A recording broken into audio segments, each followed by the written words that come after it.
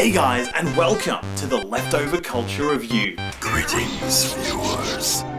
This is Dr. Claw. You're watching the Leftover Culture Review.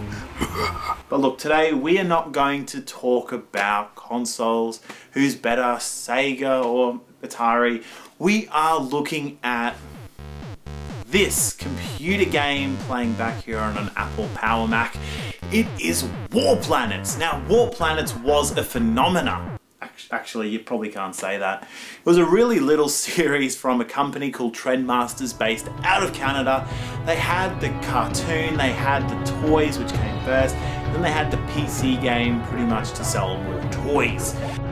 The reason I knew this game even existed was because as a kid, War Planets used to dominate an aisle in the toy section, and I used to love walking down it and checking out the figures.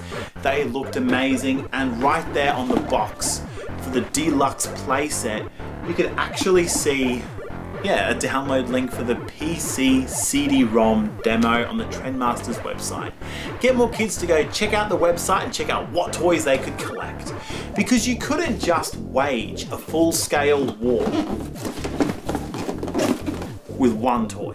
You needed the whole collection, and you needed to beg and cry and plead with your parents to pick them all up, which obviously I didn't. I'm too cool to cry, so I only ever got the one toy as a kid. But I managed to build out my collection a little bit now as a mature adult living at home on his pocket money allowance.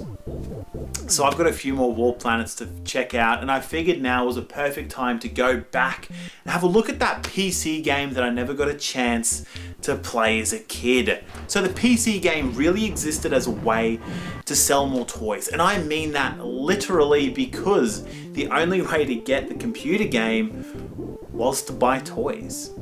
Right there printed on the box, you got points for buying the boxes of toys which you could redeem for a version of the computer game. Now, you can't go to the Trendmasters website anymore. You can't get the game legitimately. You have to go through some pretty seedy channels to get your hands on the full copy of the game. And is it worth it? Is it worth it? Is anything I review really worth it? Do I really spend my time reviewing the cream of the crop of gaming? But we're going to check it out anyway. This is War Planets. So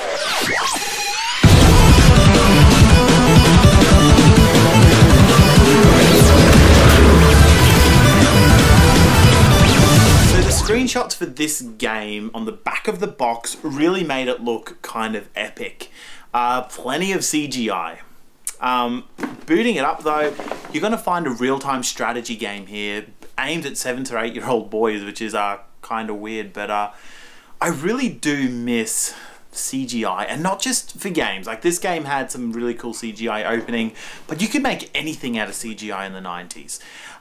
The War Planets cartoon Shadow Raiders was entirely CGI, and it hasn't aged well, and it looks terrible.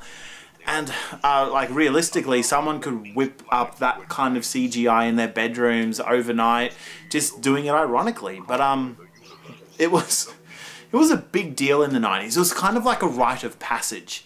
As a kid in the 90s, you were just surrounded by this CGI, and it was cutting edge, and it was everywhere. It was in Reboot, it was in Beast Wars, it was right here in War Planets and Shadow Raiders. None of the CGI has aged well, especially like when you look at it in this game.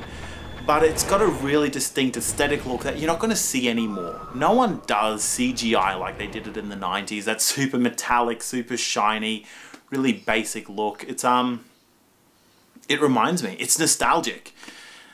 It's a game I didn't get to play as a kid. So let's check it out now. You get to start off your campaigns by picking which planet you want to go into war with. There's obviously a bunch of different planets. Everything had a really good theme about it. There was rock, there was metallic robots, there was biological bone planets, and you're out there defending each of the planets against the Beast Planet.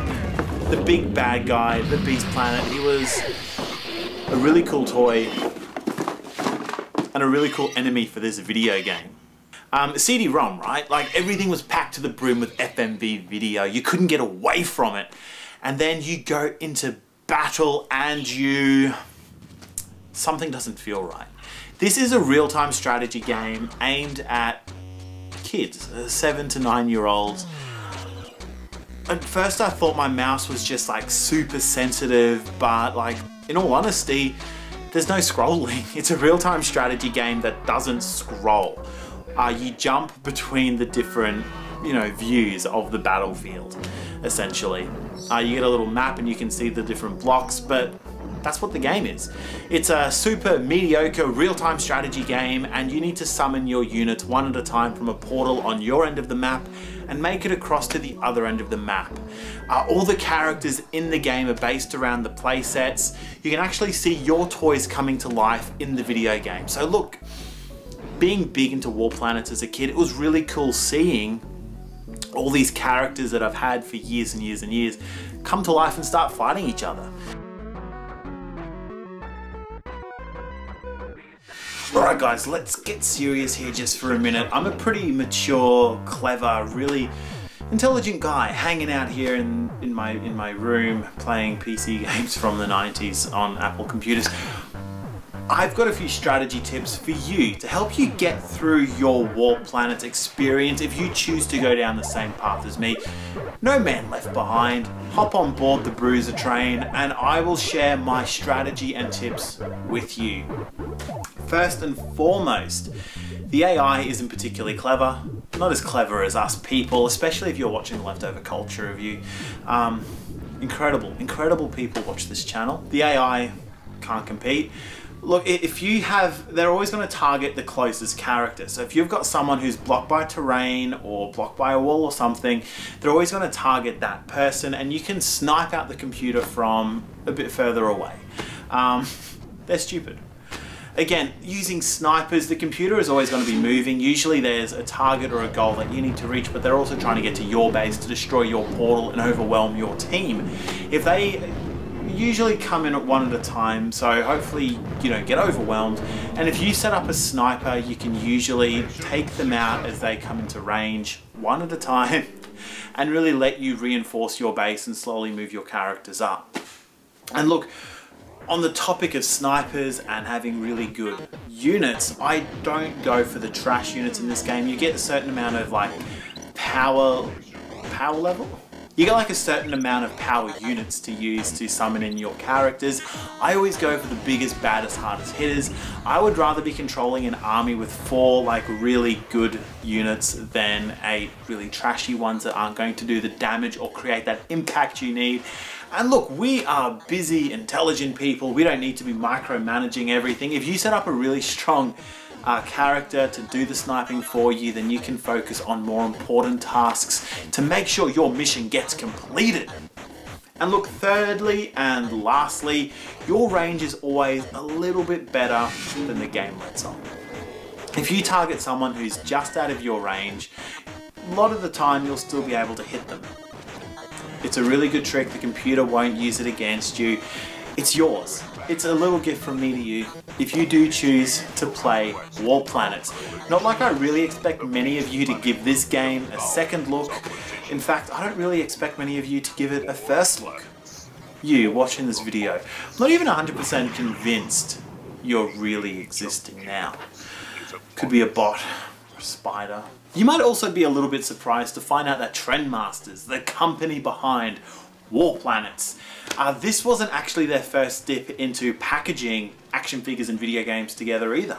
They also handled the ID4 Independence Day toy line that came packaged with little floppy disks, and you used to put the floppy disk in your computer and there was like a little mini game on it.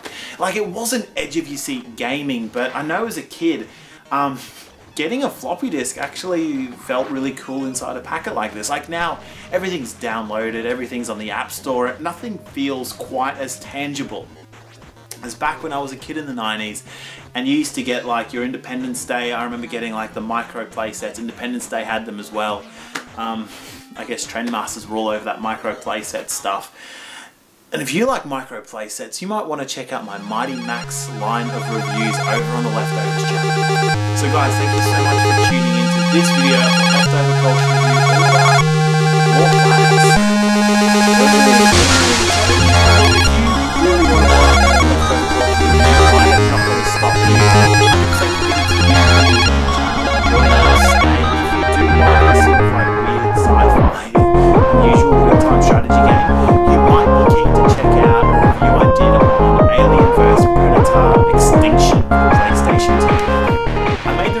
few years ago. It's a really decent real-time strategy game, and I really like the way they balance the characters in it. It's obviously a lot better than War Planets Alien vs Predator Extinction. Check it out if you really want to.